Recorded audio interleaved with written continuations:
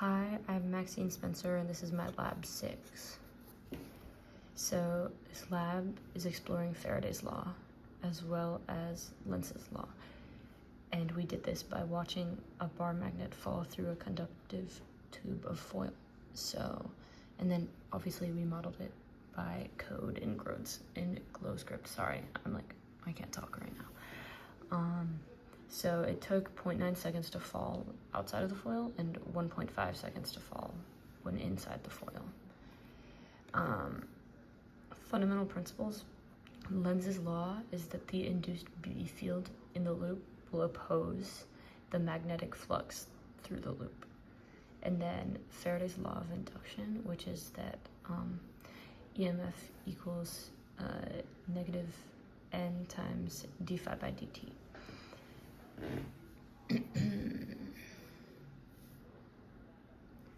Which is like change in flux over time. Sorry, I should specify that. Okay. And then, so our foil length was 48 centimeters. And then fall outside the foil was 0.9 seconds, and fall inside the foil was 1.5 seconds.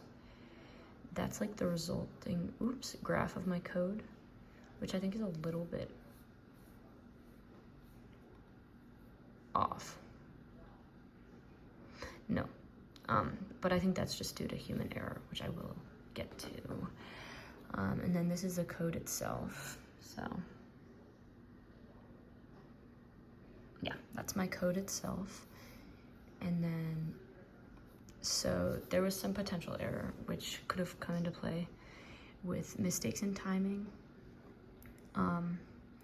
because obviously you have to click it like really fast. So I think we kind of made some errors when we were timing how long the fall was taking. And then also air resistance within the tube could have been a potential thing, because that force of the air resistance could have counteracted the force of gravity, which would have skewed our results to make it seem like the magnetic force was stronger or less strong than it actually was. And then the magnet also could have just bumped into something in the tube.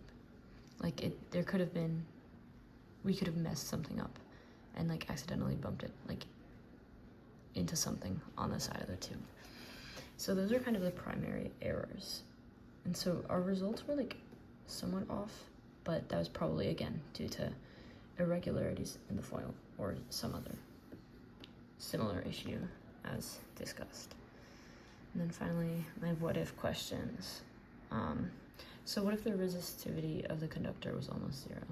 So the resistance would also approach zero in this case. A very large current obviously would be generated, and thus a large magnetic force is generated here. And so the magnet would fall slowly as the F net